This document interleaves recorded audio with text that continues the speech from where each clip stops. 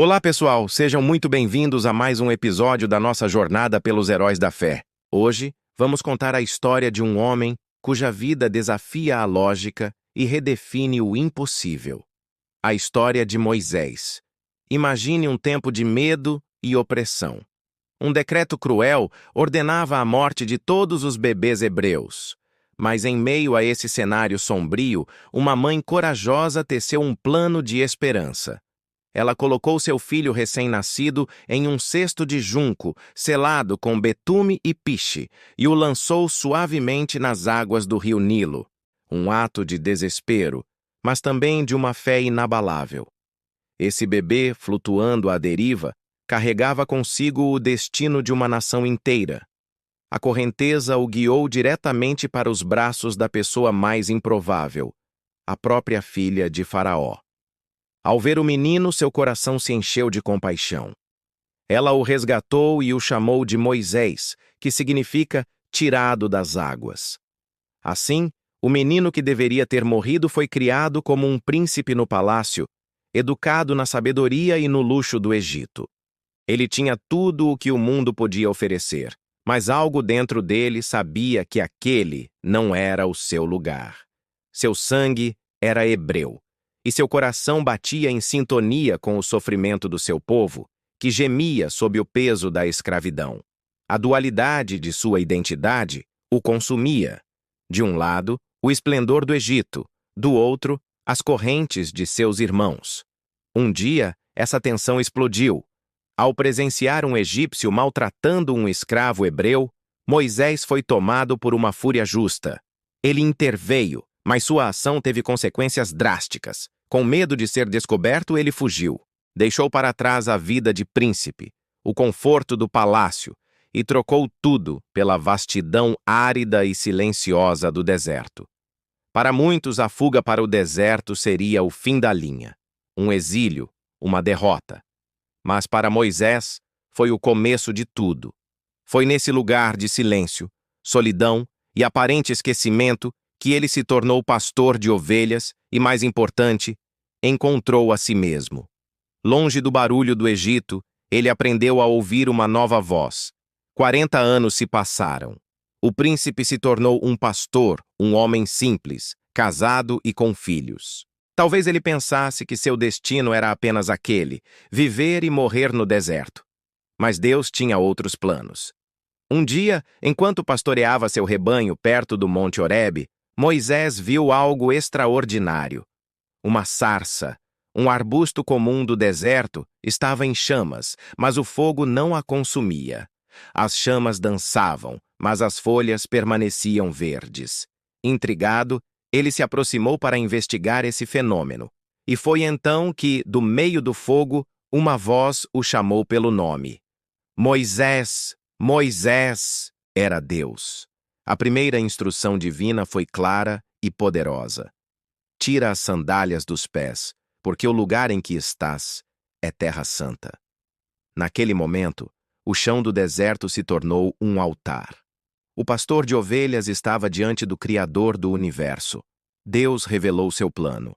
Ele tinha ouvido o clamor do seu povo escravizado no Egito e escolhera Moisés para ser o libertador. A missão era monumental, quase absurda: voltar ao Egito, enfrentar o homem mais poderoso da terra, o Faraó, e exigir a libertação de milhões de escravos. A reação de Moisés foi humana e compreensível. Ele duvidou. "Quem sou eu para ir a Faraó?" ele perguntou. Ele listou suas fraquezas, sua falta de eloquência, seu medo. Ele se sentia pequeno, incapaz, inadequado para uma tarefa tão grandiosa. Mas Deus não estava procurando por um herói perfeito. Ele estava procurando por um coração disponível. Para cada dúvida de Moisés, Deus ofereceu uma promessa. "Eu estarei contigo", ele garantiu. Ele deu a Moisés sinais e poder, transformando seu cajado em uma serpente e mostrando que a autoridade não viria de Moisés, mas do próprio Deus que o enviava. Com o coração dividido entre o medo e a fé, Moisés obedeceu. Ele voltou ao Egito, não mais como o príncipe fugitivo, mas como o embaixador do Deus Todo-Poderoso. Acompanhado de seu irmão Arão, ele se apresentou diante de Faraó. A corte egípcia, com toda a sua pompa e arrogância, provavelmente riu.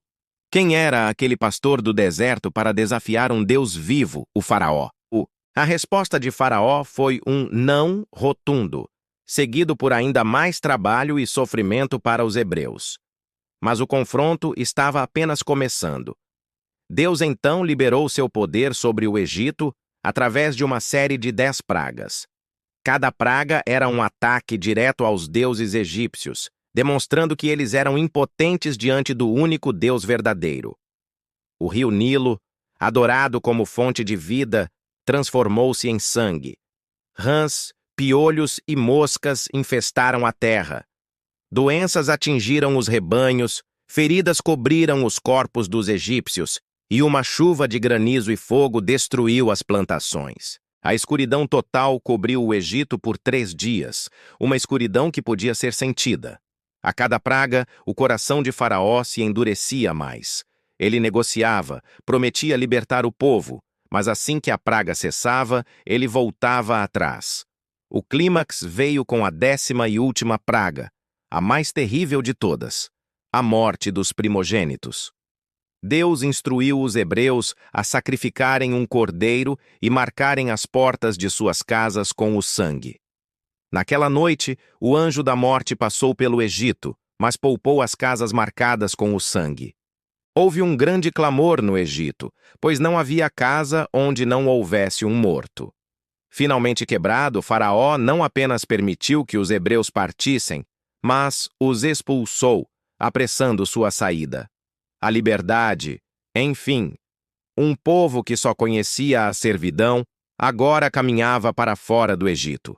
Mas a provação ainda não havia terminado. Pouco tempo depois, Faraó, tomado pelo arrependimento e pela fúria, reuniu seu exército com seus melhores carros de guerra e saiu em perseguição. Os hebreus, uma multidão de homens, mulheres e crianças, se viram encurralados. À sua frente, o vasto e intransponível Mar Vermelho. Atrás deles, o exército mais temido do mundo antigo se aproximava rapidamente. O pânico tomou conta do povo. Eles clamaram contra Moisés. Foi para morrermos no deserto que você nos tirou do Egito? Naquele momento de desespero total, com o impossível à frente e a morte certa atrás, a fé de Moisés brilhou como um farol. Ele disse ao povo: "Não tenham medo. Fiquem firmes e vejam o livramento que o Senhor lhes trará hoje. O Senhor lutará por vocês. Tão somente acalmem-se." Então, seguindo a ordem de Deus, Moisés estendeu seu cajado sobre o mar. E o milagre aconteceu. Um vento forte soprou durante toda a noite, e as águas se dividiram. Paredes de água se ergueram à direita e à esquerda, e um caminho seco apareceu no meio do mar. O impossível se tornou uma estrada. O povo de Israel caminhou em terra seca, rumo à liberdade, com o mar como muralha de proteção. Quando o exército egípcio tentou segui-los, as águas retornaram ao seu lugar, cobrindo carros e cavaleiros. O poder do Egito foi quebrado para sempre nas profundezas do mar. A jornada pelo deserto foi longa e cheia de desafios. Fome, sede, rebelião. Mas em cada desafio, Deus provou sua fidelidade.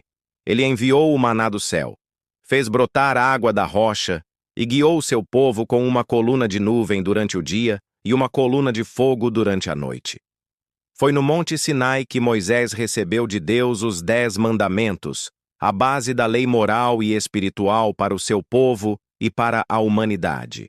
Moisés aprendeu lições profundas no deserto. Ele aprendeu que o deserto não é o fim, mas o lugar onde Deus fala mais claramente. Que o medo não é um obstáculo intransponível, mas o ponto de partida para uma fé genuína. Ele, que um dia se sentiu incapaz de falar, se tornou a voz de Deus para uma nação. Ele, que fugiu com medo, voltou para enfrentar faraós. A história de Moisés é uma prova de que Deus não escolhe os capacitados, mas capacita os escolhidos. Mesmo sem ter permissão para entrar na terra prometida, por um momento de desobediência, ele teve um privilégio ainda maior. Viu a terra de longe e, segundo a Bíblia, falou com Deus face a face como um amigo fala com outro. A vida de Moisés nos deixa um legado poderoso. Quando você se sentir encurralado, com um mar de problemas à sua frente e um exército de medos atrás, lembre-se: quando pensar que não tem forças, que sua voz não é importante, que sua história é de fracasso, lembre-se de Moisés. O mesmo Deus que abriu o Mar Vermelho e transformou um pastor gago em um libertador de nações, é o Deus que pode abrir um caminho para você onde parece não haver saída. A sua força não está em quem você é, mas em quem está com você. Obrigado por nos acompanhar em mais este episódio. Se essa história tocou o seu coração, não se esqueça de deixar o seu like, compartilhar com alguém que precisa ouvir essa mensagem e se inscrever no canal para não perder os próximos capítulos da nossa série. Fiquem com Deus e até a próxima!